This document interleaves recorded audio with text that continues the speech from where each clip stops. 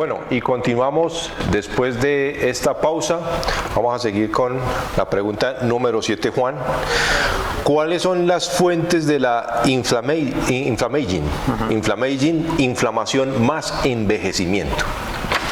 Pues digamos que son varias, las podemos clasificar en las siguientes. La primera es el aumento de la permeabilidad intestinal debido a la pérdida de diversidad en el microbioma, digamos de escasez de ciertos tipos de bacterias. Sí. Nosotros en finanzas, particularmente en la economía financiera, hay un término que se llama diversificación del portafolio. Sí. Que significa lo siguiente: a medida que tú tienes más activos financieros en un portafolio, disminuyes el riesgo por diversificación del portafolio. Sí. Igual pasa con el microbioma. Si reemplazamos activos por bacterias, a medida que tenemos más bacterias benéficas en ese portafolio intestinal que pesa 3 libras, pues aumentan los beneficios por diversificación de ese portafolio. Sí. Mejora la salud corporal. Mayor diversidad de bacterias. Menor riesgo. Menor Riesgo de enfermedad y por lo tanto mayor posibilidad de aumentar la longevidad, la esperanza de vida. Entonces ese es un primer grupo. El segundo es la pérdida de la capacidad de reparar tejidos. Ya. Cuando hay precisamente pérdida de diversidad bacteriana de ciertos tipos de bacterias, Sí. el intestino no puede producir no solamente neurotransmisores, Sí. sino ciertos nutrientes, Sí. que son esenciales para reparar los insultos que recibe nuestro organismo. Entonces, el estrés cotidiano no vamos a tener la misma capacidad de repararnos y ahí nos vamos a deteriorar. Envejecimiento está relacionado con esto. Por ejemplo, la exposición en países como el nuestro, países tropicales, a altos niveles de sol. Sí, la radiación ultravioleta. La radiación ultravioleta genera daño al ADN. Entonces, cuando no producimos y sobre todo no consumimos suficiente nivel de vitamina B3, ¿cierto? Que es la niacina. Sí. Entonces no tenemos suficiente capacidad de reparar el ADN. Y hay alimentos que inhiben la síntesis de la niacina, como por ejemplo el maíz. Sí. El maíz deteriora la eficiencia de la síntesis. Y aquí consumimos mucho maíz. Exactamente. Como buenos paisas, acá la arepa no nos falta, que es con base en maíz. La harina de trigo también bloquea la eficiencia con la cual se asimila la niacina. Todo con moderación, ¿no? Todo balanceado. Todo balanceado, pero adicionalmente, si no somos conscientes del consumo de alimentos ricos en vitamina B3, vamos a tener problemas para reparar tejidos. Esa es tal vez la vitamina más importante. Y es parte del complejo B. Exactamente. Entonces el segundo grupo es la pérdida de capacidad de reparación de tejidos. ¿Por qué es importante eso? Porque junto con el primer grupo, Sí. ambos tienen que ver con la inflamación. A medida que avanza la edad, aumenta la probabilidad de que una persona tenga síndrome de intestino irritable, disbiosis, Sí. precisamente por esa pérdida de diversidad del portafolio bacteriano.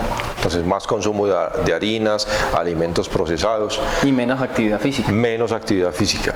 Bueno, Importantísimo. hay un tercer grupo que tiene que ver con la desregulación de los sensores de nutrientes. ¿Qué significa eso?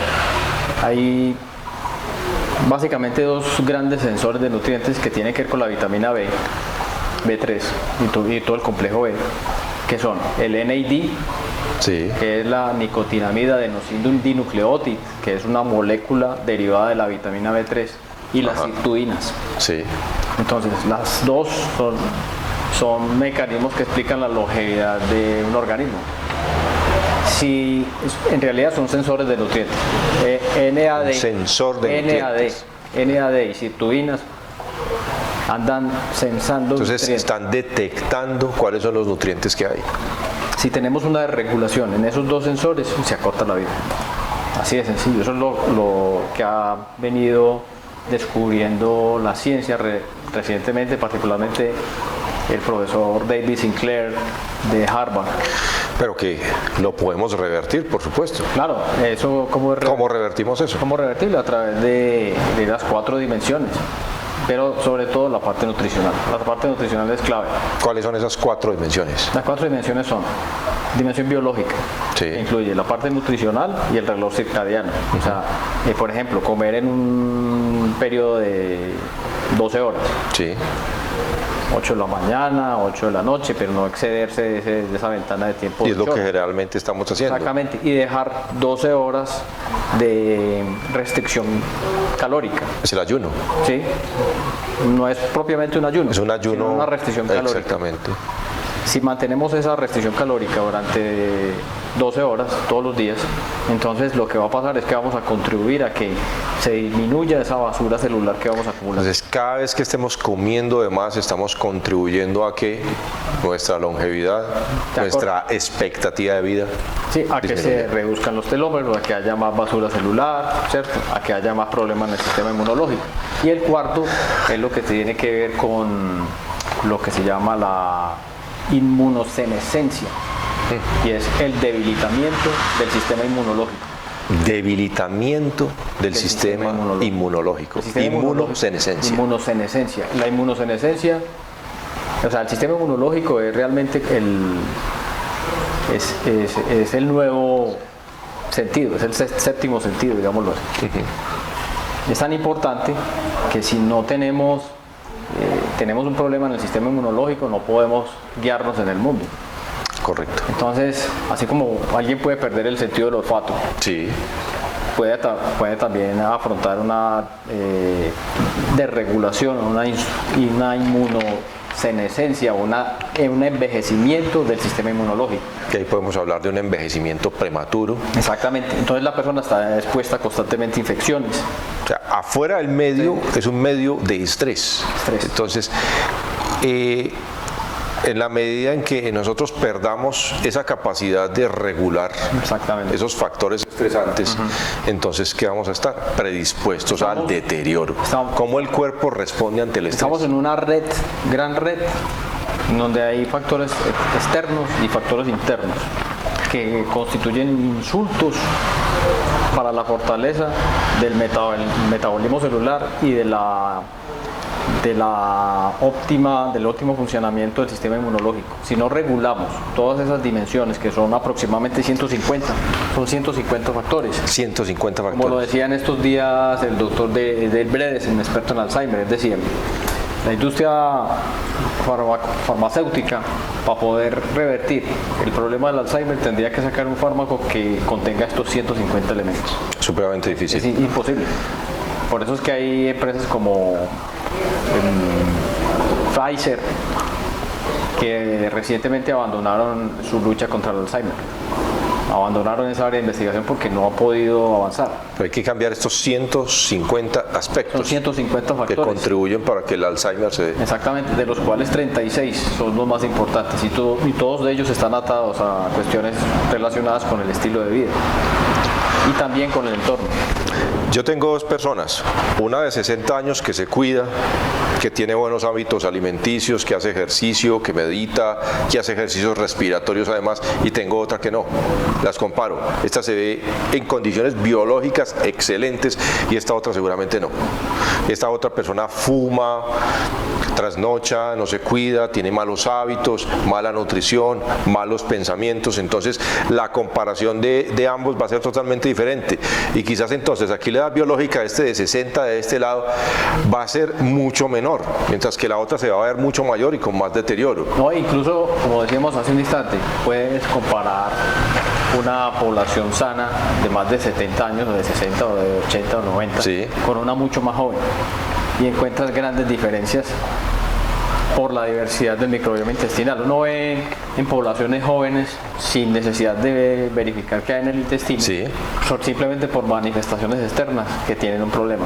Entonces, cuando hay ansiedad, yo lo digo porque yo tengo estudiantes, ¿cierto?, en clase muchas veces que tienen problemas de comportamiento, problemas emocionales. Entonces, y eso incide, por supuesto, en el rendimiento académico. Entonces, si tú tienes bajo nivel de omega 3, que es una variable netamente nutricional, biológica. Bajo nivel de serotonina. Son aceites esenciales, el omega 3, 6, 9, todos los omegas. Quiere decir esenciales porque el cuerpo no los produce. Tienes que ir a capturarlos del medio externo. Las bacterias son las que sintetizan triptófano. Y el triptófano es un precursor de GABA, que es ácido. Y ahí vamos a la serotonina. El GABA es exactamente ácido gamma aminobutírico, que produce, es un precursor de serotonina. Y entonces, a menor serotonina, menor felicidad. Tranquilidad. Menor felicidad. Menor felicidad, menor tranquilidad, menor calma. Más agresividad. Más agresividad, exactamente. Y con la edad, a medida que avanza el reloj cronológico, la cédula, digamos, pero también el biológico, hay una tendencia a disminuir el nivel de dopamina en el cerebro. Y eso hace que seamos más conservadores. Más conservadores, pero a veces nos vamos aislando más. Puede ser una ventaja en algunas circunstancias, o a veces puede ser ventaja o desventaja. Vivimos en una sociedad, Juan, que venera la juventud, pero aborrece las canas. Le damos más importancia a la edad cronológica que a la edad biológica. Y nos sucede acá en nuestro medio. Vas a conseguir un trabajo. ¿Cuántos años tienes? Ah, no, ya estás muy viejo. Exactamente. No aplicas. Pero ¿cómo es esto? Antes, por el contrario, nosotros deberíamos venerar la longevidad y deberíamos sentirnos orgullosos de avanzar más en la vida con calidad. Esos deberían ser nuestros dirigentes, por ejemplo. Sí. Son personas altruistas, son personas elocuentes, ya son personas coherentes que tienen una mayor visión, una mayor evolución, un mayor entendimiento. Entonces, al contrario, deberíamos revertirlo. Debería ser un orgullo decir, tengo 70 años, tengo 80 años, tengo 100 años. Y antes, al contrario, deberíamos ir a reverenciar a esa persona porque ella tiene un recorrido, tiene un mayor entendimiento, tiene una mayor comprensión. Deberían ser nuestros maestros. Eso pasa en las culturas orientales, por ejemplo. Sí, claro. En las culturas orientales eso hace mucho tiempo viene sucediendo. Y tienen otro problema hoy en día, y es que tienen baja tasa de natalidad. Entonces son países que están decreciendo porque hay pocos jóvenes y hay muchos ancianos, como sucede en el Japón. Viven más, pero son personas en perfectas condiciones, lúcidos, porque muchas personas dicen, no, qué pereza vivir tantos años. Hombre, pero es que aquí estamos hablando es de condiciones de salud adecuadas que se pueden alcanzar con esto, y aquí estamos hablando de esto, estamos hablando del microbioma, del envejecimiento. Hay una cosa ahí, y es lo que las transformaciones que debe dar la sociedad para llegar hasta allá, para que eso se dé, o sea, para que haya ese cambio de percepción, y es que tiene que aumentar el nivel de ingresos. Pero para que aumente el nivel de ingresos medios de la población tiene que mejorar la calidad de la educación. Mejor educación, además de el trabajo debería perpetuarse, la educación debería perpetuarse. No, nosotros es que hemos conversado antes, usted debería perfectamente a los 80 años y decir, voy a hacer otra carrera. Las universidades van a tener que empezar a ofrecer programas universitarios para ese segmento de población. Pero inclusive hay países donde a los 45 años ya te vetan el ingreso a la universidad. Sí, pero, no, y aquí no más, ya te dicen, estás muy viejo para estudiar esta carrera. Pero mire lo que está sucediendo, Julián. Hay personas que en países de sociedades avanzadas, que a los 16, 17, 18 años, las personas se fueron de la casa y pasaron 20, 30, 40 años siguiendo cada uno su rumbo. Sí. Llegan a los 60, 65 años y se vuelven a juntar. Sí. ¿Por qué? Porque sus ingresos no les dan para vivir, entonces vuelven a juntar ingresos. ¿Sí? Sí. Entonces vivimos es una sociedad. Nosotros vivimos actualmente desde el punto de vista financiero, económico y financiero, vivimos en un contexto en el cual los rendimientos del capital son bajos. Sí. ¿Sí? Si antes los rendimientos en términos reales eran del 10%, descontando la inflación, hace unos 15 años. Sí. Hoy en día los rendimientos son máximo del 2% en términos reales, después de descontar el comportamiento de la inflación. Eso lo que significa es que mucha gente no va a tener pensión o va a tener que trabajar más tiempo para pensionarse. Entonces eso va a obligar a la sociedad a implementar cambios. Sí. ¿Sí? Estimular el empleo durante más tiempo. Sí. Permitir la flexibilización laboral que ya se está dando, ¿cierto? Permitir que las personas junten ingresos para obtener una pensión, también se está dando. Entonces, son una serie de mecanismos que se van a dar. Exactamente. Debería fomentarse más, darle más empleo a las personas mayores. Para allá no va. excluirlas. No. Yo creo que para allá va todo, y eso va a implicar muchas transformaciones en la sociedad. Y desde la juventud debería empezarse a generarse el respeto hacia el mayor. Dejar de ver el mayor como el que está deteriorado, sino al contrario, es el respeto hacia esa persona que tiene un mayor trayecto, que tiene un mayor recorrido, que tiene más experiencias, que al contrario tiene para contribuir y compartir. No es lo mismo una persona que ya pasó por ese proceso a otra persona que apenas va a empezar. ¿A quién tiene que recurrir? A la persona con experiencia. No, además estamos viendo una cosa en las universidades. La gente llega muy joven a la universidad y se están graduando a los 22 años. Juan, pero es que en la universidad el común denominador es la juventud. En la universidad debería verse todo tipo de población. No, sí, correcto. Porque de hecho hay discriminación. Yo creo, no, hay discriminación. Sí, llega el adulto y es ciertamente discriminado. Muchas universidades están avanzando hacia allá. No al paso que uno quisiera, pero yo creo que va para allá. Usted que es docente universitario. Sí, uno ve ya... Dígame cuántas personas mayores se ven estudiando carreras. Son pocos. Son muy pocos realmente, pero yo creo que las universidades van a tener que abrir ese tipo de espacios en un futuro. Por supuesto, es que aquí estamos apuntando hacia la longevidad, a que el ser humano viva más, y es necesario el trabajo, es necesario la educación, es necesario que se incluya, no que se excluya de la sociedad. Hay una razón demográfica adicional, y es que hoy en día las familias tienen menos hijos. Uno ve, por ejemplo, que hoy en día muchas personas menores de 30 años prefieren tener una mascota o no tener hijos. O no tienen. Anteriormente las familias de antaño, donde nosotros provenimos, muchos de los estudiantes que yo tengo en la universidad, muchos son hijos únicos. Entonces eso ya... No hay hermanos. No hay hermanos. Entonces, ¿qué pasa? Eso ya empieza a mostrar un problema, y es que la estructura de la sociedad ya cambió. El último censo... Estructura de la sociedad cambia. La pirámide demográfica cambió. Y el concepto de familia también. La familia como tal cambia. Este año, por primera vez en la historia de la humanidad, a nivel mundial, la población mayor de 65 años, ¿cierto? Si tú los sumas todos, a nivel mundial, con variaciones entre países, es mayor que la población menor de 15 años. Increíble. ¿Sí? Y va a cambiar todavía más. Así. Juan, aquí tenemos otra pregunta. ¿Cuáles son los 4 sellos del envejecimiento? Hablando de envejecimiento, entonces, por supuesto. Básicamente ya los habíamos mencionado, pero son la longitud de los telómeros. Sí. ¿Sí? O sea, la salud telomérica. El telómero, repetimos, son las puntas de los cromosomas que cuando dejan de dividirse empieza el proceso de envejecimiento. Los telómeros tienen un combustible que es la telomerasa. Sí.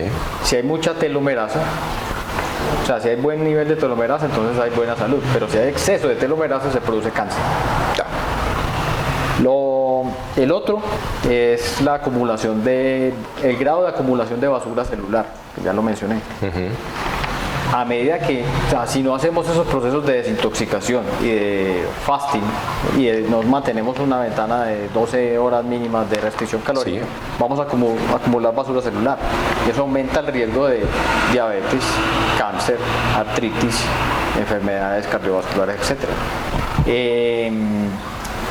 El tema de la inmunosenescencia o el envejecimiento del sistema inmunológico, ¿cierto? Ese sería el 4. Exactamente. Entonces ahí estamos hablando de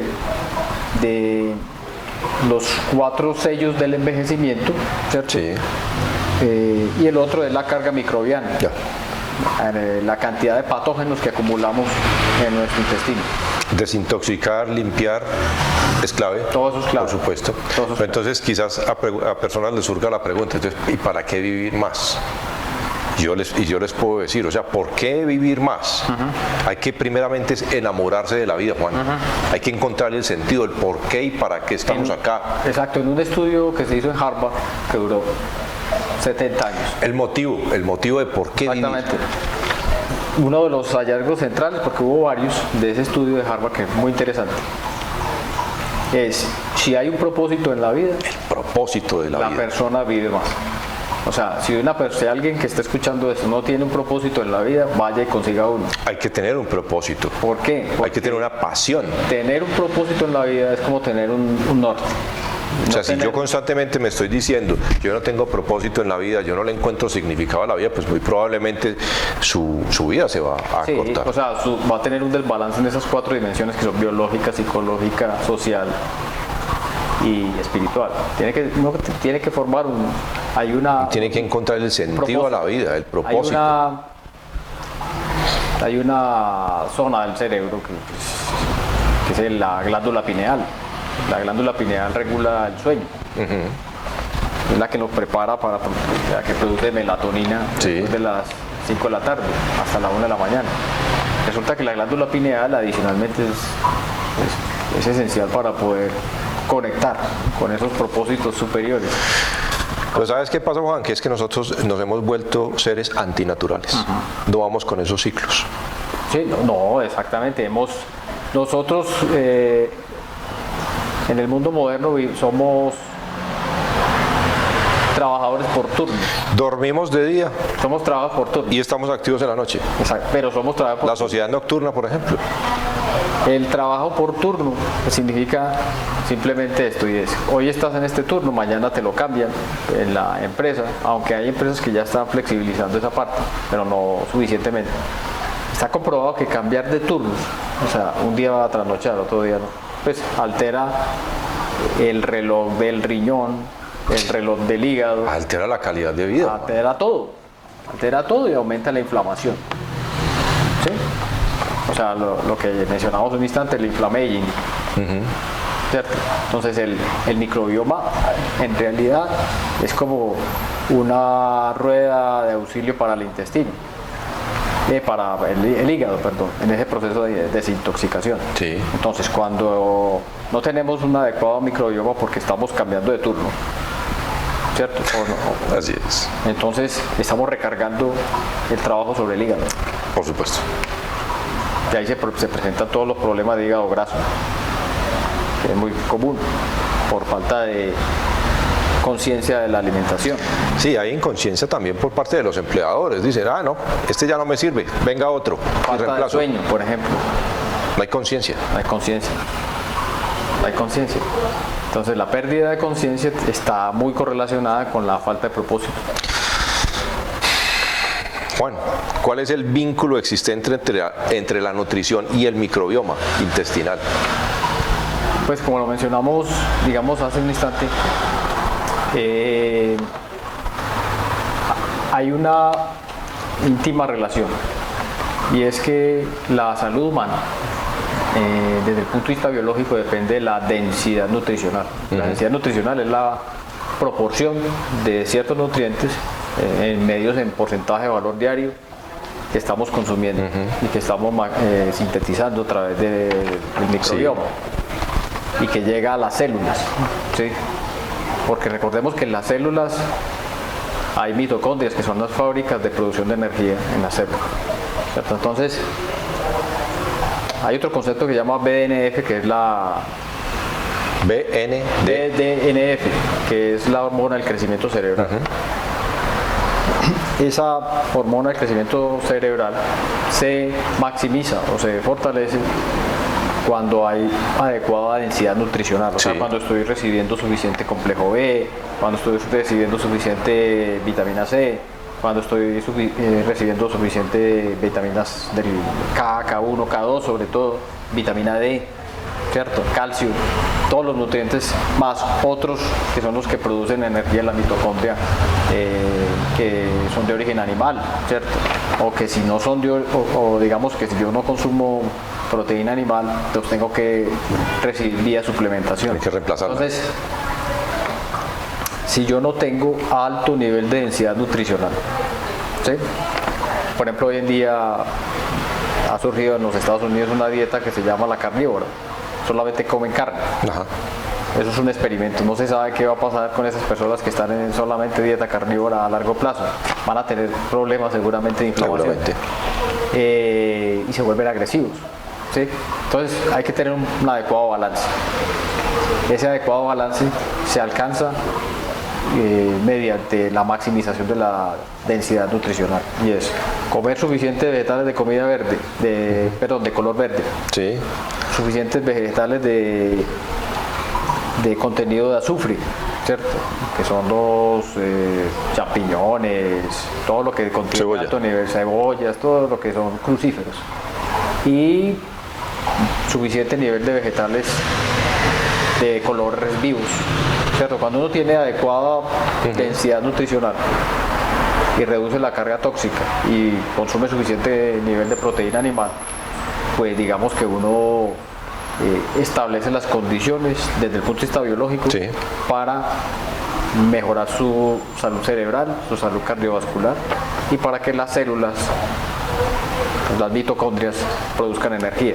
Hay que hacer una aclaración adicional, y es que empezamos hablando de bacterias. Entonces, nosotros tenemos 100 trillones de bacterias, ¿cierto? Tenemos más bacterias, ¿cierto? Que células. Sí. Pero adicionalmente tenemos más mitocondrias que bacterias. O sea, las mitocondrias son, si la escala de medida de las bacterias es en el orden de trillones, las mitocondrias es cuatrillones. ¿Sí? O sea, las mitocondrias son fábricas de producción de energía. Y por eso decimos que el cuerpo humano es energía. Somos energía. Y el corazón y el cerebro consumen la mitad de la energía.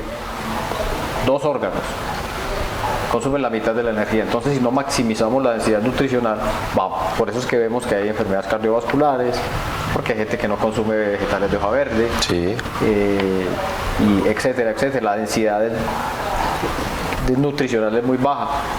Cuando una persona constantemente consume comida rápida, ¿cierto? O adopta un estilo de... Tiene una carencia nutricional. Tiene una carencia excesiva. Y está consumiendo basura. Está consumiendo basura, aumentando la basura celular, pero adicionalmente está debilitando la salud de sus mitocondrias. Mitocondria, sistema inmunológico, contribuyendo al factor de inflamación. Exactamente, porque es que adicionalmente resulta que se ha verificado que las bacterias tienen un nivel de incidencia, como tienen, o sea, los 100 trillones de bacterias que estamos mencionando, estamos hablando de 9 millones de genes. Esos genes interactúan entre sí. Esa interacción entre genes, si las bacterias que predominan en tu intestino y en tu cuerpo son patógenas, entonces la interacción entre esos genes va a causar enfermedades. Tóxico va a ser una entidad enferma. Ahí entonces entra lo que sería la siguiente pregunta: ¿cuáles son los 3 grupos de alimentos que fortalecen la diversidad del microbioma intestinal? 3 grupos principales de alimentos. Básicamente son prebióticos, o sea, fibra prebiótica. Entonces estamos hablando de la inulina, ¿cierto? Todo lo que es alimento para los probióticos. Las bacterias se nutren de fibra prebiótica, ¿cierto? Entonces la fibra prebiótica, ¿dónde está? Pues está en alimentos como la cebolla. Sí, en vegetales. No, son vegetales. Esos serían los prebióticos, o sea, los prebióticos que propician el cultivo y la formación de los, pero son crucíferos, de las bacterias. Son ricos en azufre, son el sustrato del cual se alimentan las bacterias. Si no hay ese tipo de alimentos, mueren de hambre. Porque hay prebióticos y probióticos. Exactamente. Que son 2 cosas distintas. Cuando hay más azúcar, ¿cierto?, que fibra prebiótica, las bacterias benéficas mueren de hambre. Y entonces porque ellas no se alimentan de azúcar. Predominan las otras. Predominan las patógenas. Las patógenas. Exactamente. Las que producen enfermedad. Inflamación, inflammaging. Entonces, primero, fibra prebiótica. Segundo, probióticos. Entonces, los probióticos, ¿dónde están? Los mismos alimentos, pero sobre todo los fermentados. Vegetales fermentados como el chucrut, el kimchi, la kombucha. Eso viene de sociedades avanzadas, pero aquí ya se está empezando a consumir. Pero porque ellos ya sabían sobre los beneficios de esto. Claro, es que por ejemplo de estos fermentos. La historia de Colón. Cuando Colón antes de que llegara a América, Colón hizo varios intentos, varios viajes, y resulta que se dio cuenta de que pues, los marineros se le morían en el viaje por falta de vitamina C. Estamos hablando de 500 años atrás, sí, o más. Tiempo, más. Entonces resulta que empezaron a incluir en los viajes, y eso facilitó la llegada de Colón a América, el chucrut, que es de origen búlgaro y alemán.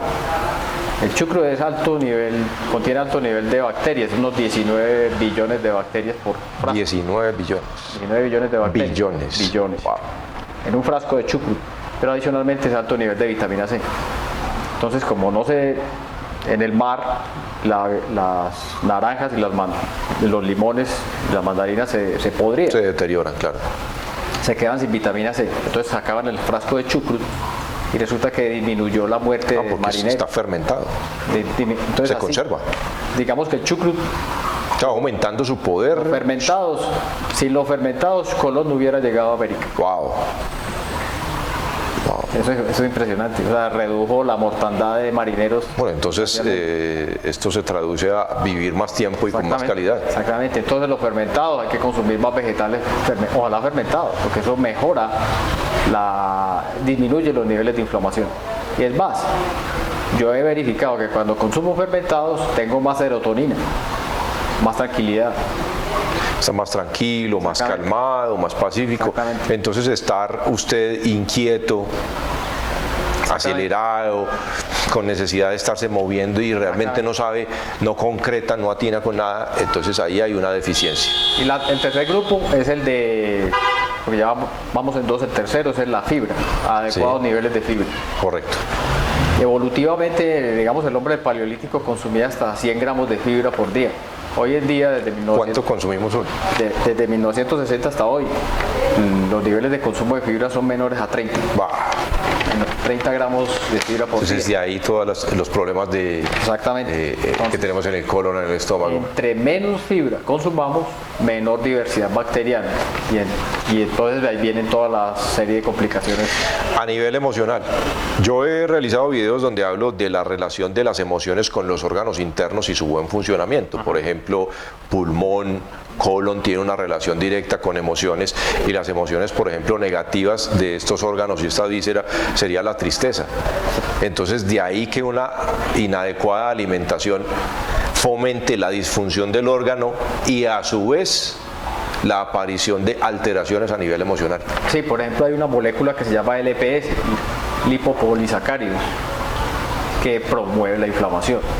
Y hay otros marcadores como el IGF, el IL6, el TNA-alfa, que promueven la inflamación. Y eso se debe a la falta de adecuada nutrición, ¿cierto? A la falta de ejercicio, ¿cierto? A la falta de conciencia de lo que se está haciendo, conciencia del movimiento, conciencia de la postura, conciencia de falta de propósitos. Vuelve y entra el propósito de la vida, importantísimo, la conciencia, el nivel de conciencia. Todos esos biomarcadores son un reflejo de algo. Se ha identificado una serie de como 12 biomarcadores específicos que regulan la inflamación en el cuerpo y determina cuánto una persona va a vivir. Es un cambio de todo, es un cambio de actitud, es un cambio de hábitos que nos van a llevar inclusive a usar menos medicinas. Sí. Que la alimentación sea tu medicina. Es que los alimentos son medicina, porque los alimentos son información. Información. Todo contiene una información. Hoy en día avanzamos hacia un nuevo campo que se llama Precision Medicine, medicina de la precisión, donde en un futuro, como se está haciendo ya en algunas partes, en algunos países, a través de inteligencia artificial y técnicas de machine learning, es posible identificar lo que se llama el machine learning, aprendizaje maquinal. Exactamente. Es posible coger el genoma humano y el genoma del microbioma, la suma de los dos produce algo que se llama el hologenoma. Entonces el hologenoma, que es la suma de los dos genomas, toda esa interacción entre genes determina la propensión a enfermedades o qué mecanismos de regulación de la expresión de esas cadenas de genes podrían conducir a maximizar la inflamación, minimizar la inflamación o favorecer la aparición de algunas enfermedades. Bueno, ¿cuáles son las 6 especies de bacterias probióticas más importantes y por qué, Juan? 6 especies de bacterias probióticas. Digamos que las más importantes son toda la familia de Lactobacillus plantarum, está el Lactobacillus acidophilus, está el Lactobacillus brevis, está Lactobacillus reuteri. El Lactobacillus reuteri es bastante interesante porque cuando el Lactobacillus reuteri está presente en el intestino, disminuye el síndrome de intestino irritable y disminuye la población de Helicobacter pylori. O sea, son agentes externos básicamente estos probióticos que van a entrar y van a contribuir. Cuando tú los consumes a través de los alimentos fermentados, por ejemplo. Los fermentados. ¿Qué pasa con el kefir, por ejemplo? El yogur de tipo kefir puede contener entre 7 billones y 14 o 16 billones de bacterias. Entonces, ¿cómo le contribuye a una persona que toma estos fermentados, que consume kefir, por ejemplo? El kefir mejora la salud intestinal. Y al mejorar la salud intestinal, maximiza la producción de neurotransmisores. ¿Y eso a qué va a llevar además? Mejor salud, mejor comportamiento, más lucidez, mayor capacidad, más flexibilidad, capacidad de movimiento. Es más, hay personas que son intolerantes a la lactosa. Cuando consumen kefir, se dan cuenta de que no son intolerantes. Y a nivel financiero, ¿cómo nos mejor la toma de decisiones? Entonces, por ejemplo, el Lactobacillus reuteri, porque ahí vamos, no las mencionamos todas. Lactobacillus reuteri tiene otro efecto interesante, y es que disminuye la presión arterial en 10 puntos. Wow. O sea, problemas de presión arterial, ahí puede haber una explicación entonces de por qué se sube la presión arterial. Es una de sus causas. Es increíble esa bacteria. La otra es el Bifidobacterium longum. El Bifidobacterium longum reduce la inflamación, ¿cierto? Coge las bacterias patógenas,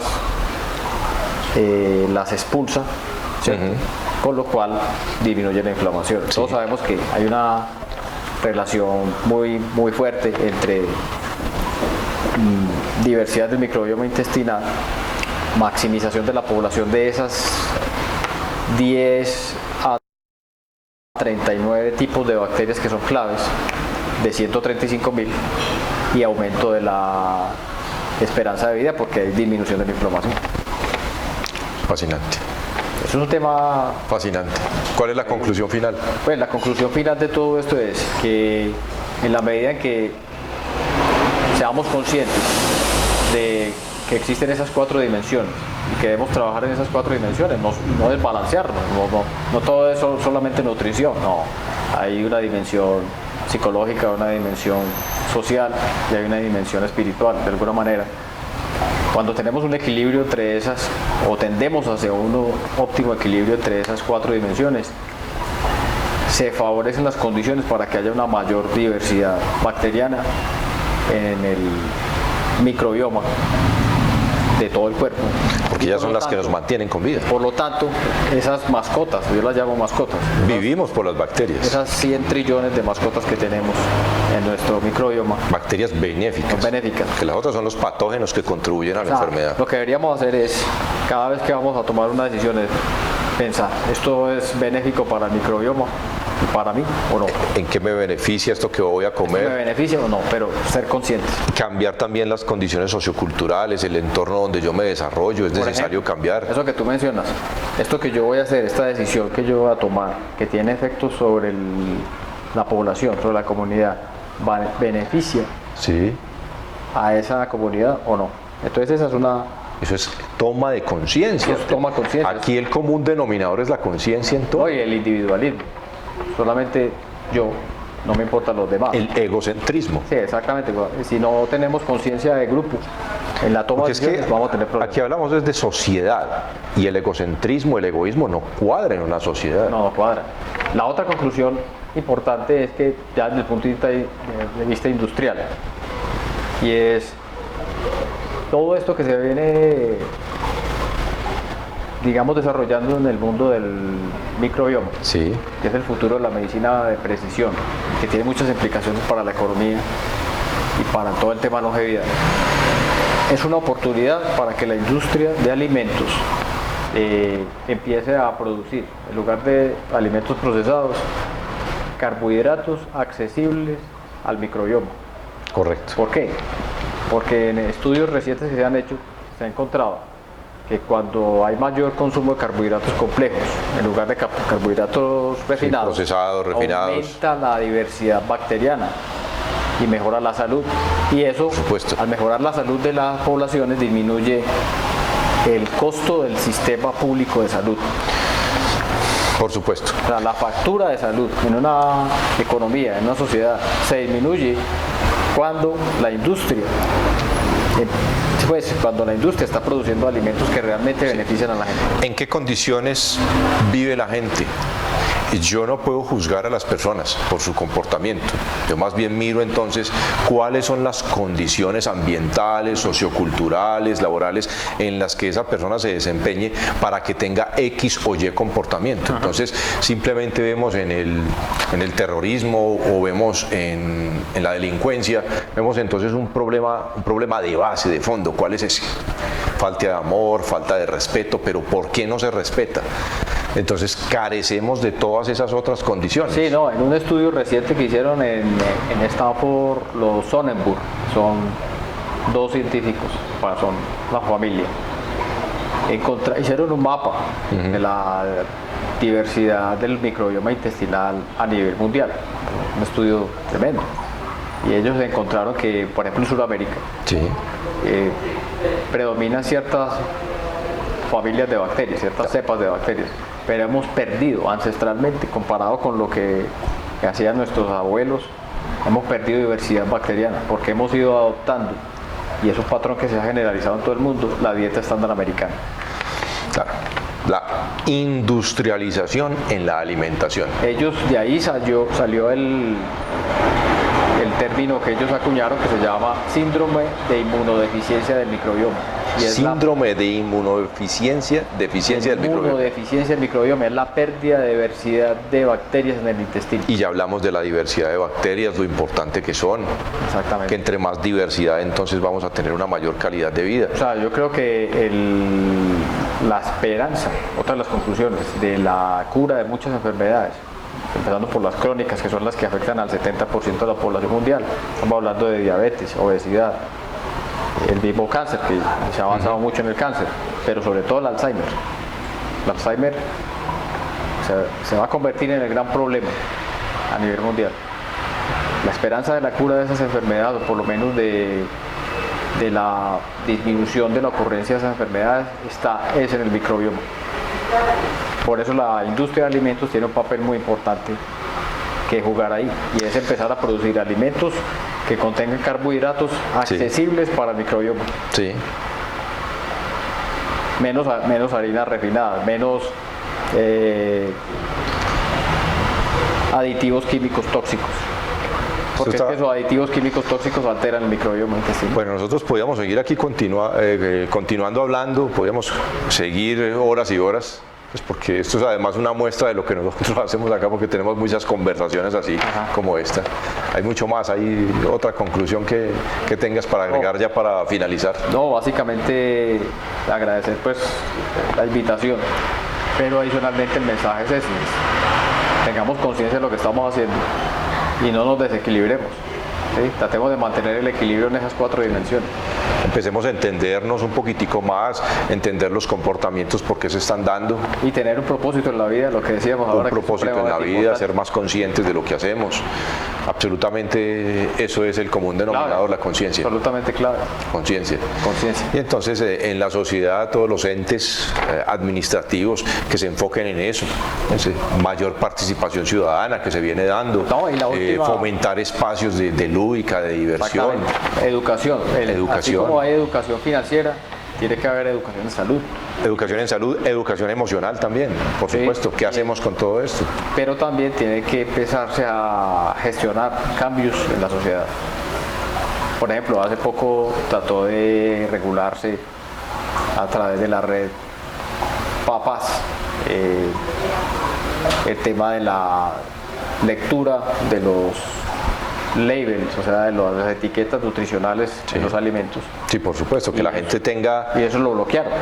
deberíamos saber absolutamente todo lo que viene ahí. Contenido de azúcares, contenido de grasas. Claro, ya uno con su capacidad de discernimiento uno va a decir, o me intoxico o no me intoxico, o tomo un estilo de vida saludable y consumo lo que es adecuado para mí. Lo que decíamos ahora, es ser consciente, esto que voy a consumir acá, ¿en qué me va a beneficiar? Pero esa iniciativa la bloquearon en el Congreso.